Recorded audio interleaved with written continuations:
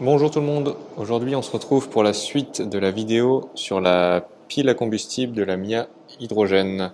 Donc ici on est toujours à l'école centrale de Nantes, mais dans une cellule d'essai moteur qui a été adaptée pour les systèmes hydrogène, et donc avec une bouteille d'hydrogène gonflée à 200 bars, soit 8,8 m3, et un nouvel automate pour gérer la pile.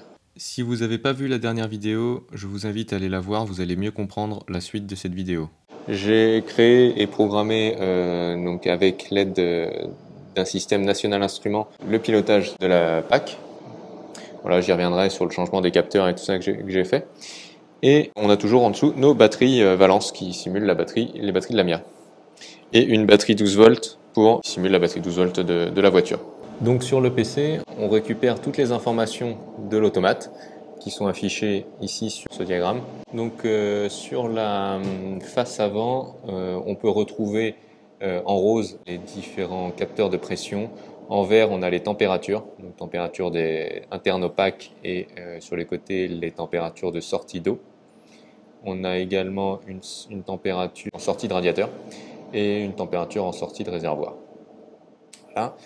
De l'autre côté, sur le graphique électrique, on a en bleu les tensions de chaque cellule individuelle, de la tension de chaque pack, des deux packs, et la tension de la batterie de service. On a également en jaune les courants mesurés donc de chaque pile individuelle et le courant total qui va à la batterie après le DC-DC. Et en rouge, pour finir, les puissances, donc puissance individuelle de chaque pack et la puissance qui va à la batterie.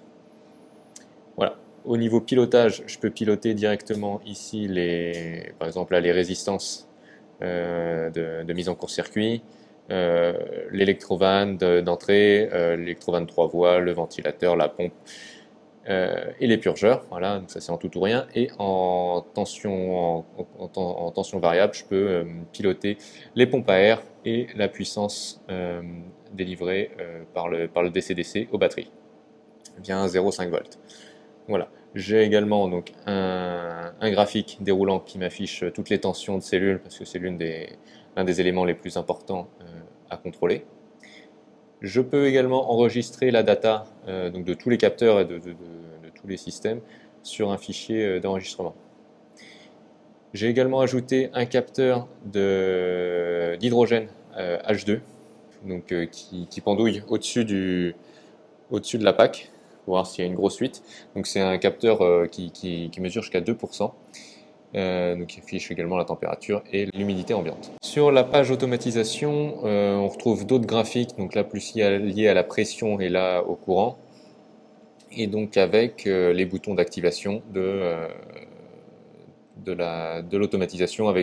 Enfin, faut qu'il respecte plein de paramètres pour s'activer en mode start une fois qu'il est démarré, et sinon il se met en circuit, en coupe-circuit.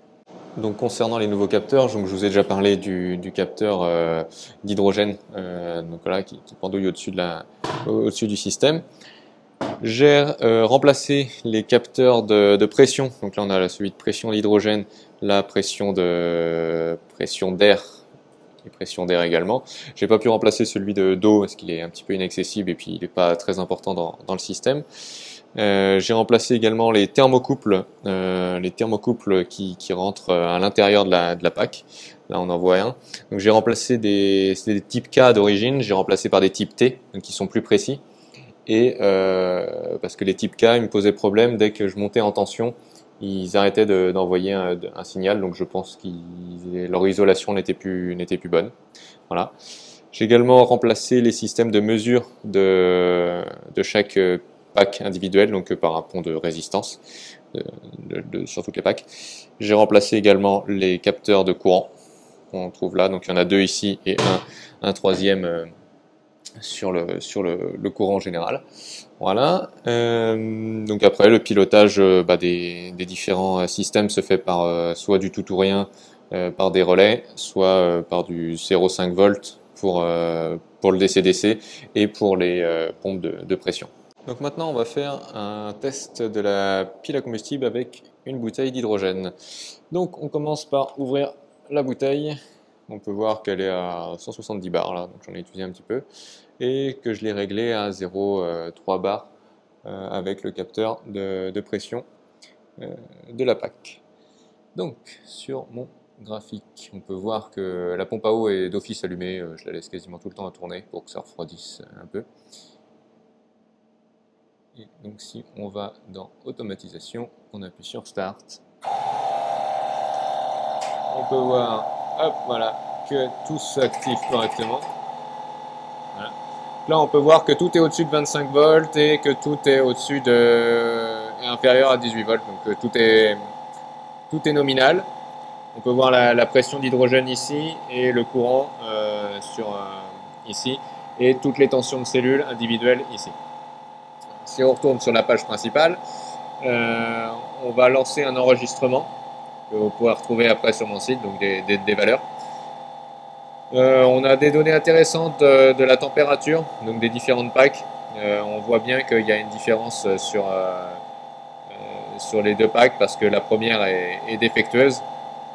On retrouve cette différence sur la tension de cellule de la première qui est très basse.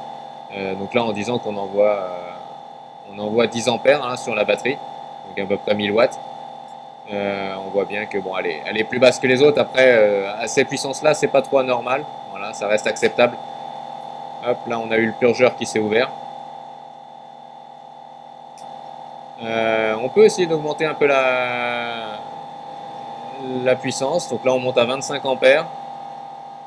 28. Voilà. Ce qui est pas mal. Par contre, on voit tout de suite que la cellule chute énormément. Voilà, donc on va rester dans des valeurs acceptables, dans les 10 ampères. Voilà, on voit qu'il y a une légère différence de puissance entre les deux packs. Hein. Il y en a une qui produit 300 watts, l'autre qui est à 500 watts. Donc on voit bien le problème. On peut essayer d'augmenter un petit peu le niveau d'air. Voilà. Normalement, ça devrait un peu améliorer. Donc le purgeur s'ouvre une fois par minute. Une seconde, une fois par minute. La doc indique ça. On voit bien que la température monte assez rapidement dans la PAC. Voilà, il s'est ouvert. Là, on est rendu à 46 degrés. Donc on commence à être à son moins de fonctionnement nominal, qui est aux alentours de 55 degrés. On va laisser un peu tourner.